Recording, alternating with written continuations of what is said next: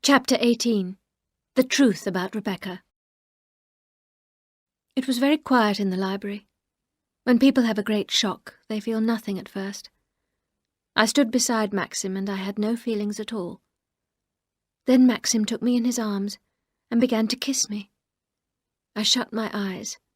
He had never kissed me like this before. "I love you so much," he whispered. This is what I had wanted him to say every day and every night, but I could feel nothing now. Maxim stopped suddenly and pushed me away from him. "You see, I was right," he said. "It's too late. You don't love me now." "It's not too late," I said, putting my arms around him. "I love you more than anything in the world." "It's no use now," said Maxim. "We have no time. They found the boat. They found Rebecca." I stared at him, not understanding. "What will they do?" I said. "They will make sure that the body in the cabin is Rebecca. Then they will remember that other body in the church. The other woman. The one I said was Rebecca." "What are we going to do?" I said. Maxim did not answer. "Does anyone know? Anyone at all?" I said. Maxim shook his head. "Are you sure Frank doesn't know?" I asked quickly. "How could he?" said Maxim. "There was nobody there but me. It was dark." He stopped. He sat down on a chair and I went and knelt beside him. "Why didn't you tell me?" I whispered. "I nearly did once," Maxim said. "But you always seemed so unhappy and so shy." I answered very quietly. "I knew you were thinking about Rebecca all the time. How could I ask you to love me when I knew you loved Rebecca?" "You thought I loved Rebecca?" he said. "I hated her. We never loved each other. Rebecca never loved anyone except herself." I sat on the floor staring at him. "She was clever, of course," Maxim went on. "Everyone thought she was the kindest, the most charming person. When I married her, people told me I was the luckiest man in the world. I found out the truth 5 days after we were married.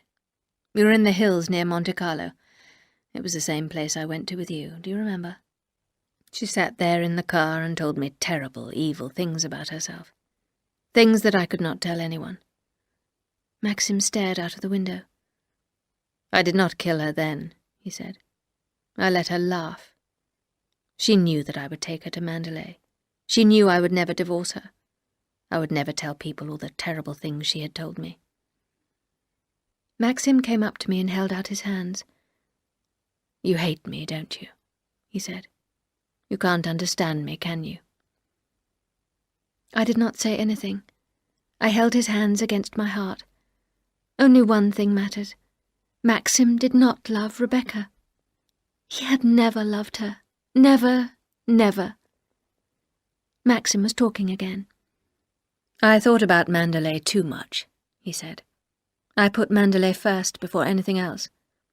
I can't tell you about those terrible years with Rebecca, but she made Mandalay the place of beauty it is today, and I accepted everything because of Mandalay.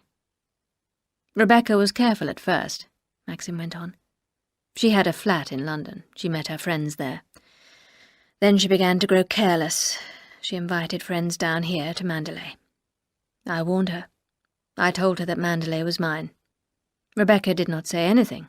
She only smiled. Then Frank came to me and told me he wanted to leave.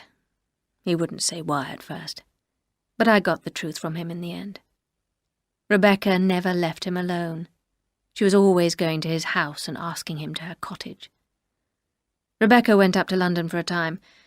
When she came back, she took Giles out sailing with her. I knew what had happened as soon as they came back. Beatrice and Giles never stayed at Mandalay again. After that, I knew I could never trust Rebecca with anyone. She had a cousin, an awful man, called Jack Favell. He started to come here when I was away." "I've met him," I said. "He came here the day you went to London. I didn't tell you. I didn't want to remind you of Rebecca." "Remind me?" said Maxim. "Oh, God, I never needed to be reminded. Favell often stayed with Rebecca down at the cottage. He is a bad man. He's been in trouble with the police many times. I told Rebecca that I would shoot Favel if he came to Mandalay again. Then one night I could stand our life here no longer. Rebecca came back from London very late. She went to the cottage. I thought Favel was with her. I went after them. I took a gun to frighten him. Maxim was talking in quick, short sentences. I held his hand tightly. I saw a light in the cottage and went in. To my surprise, Rebecca was alone. She looked ill and strange. "This is the end," I told her. "I can't stand any more." Rebecca looked at me and smiled. "It won't be easy to divorce me," she said. "Everyone believes our marriage is perfect." Then she stood up and walked towards me. "If I had a child, Max," she said, "everyone would think it was yours. You would like a son, wouldn't you? A boy to grow up at Mandalay, and you would never know who his father was." And she smiled at me again. She was smiling when I killed her. The bullet went through her heart. Maxim's voice was very low. He spoke slowly. There was blood all over the floor. I had to get water from the sea to clean the place. There was no moon and it was very dark, Maxim went on. I carried Rebecca's body to the boat. I laid the body on the floor of the cabin. Then I took the boat out into the bay. I wanted to take the boat a good way out, but the wind was too strong for me. I made some holes in the wooden planks with a metal spike.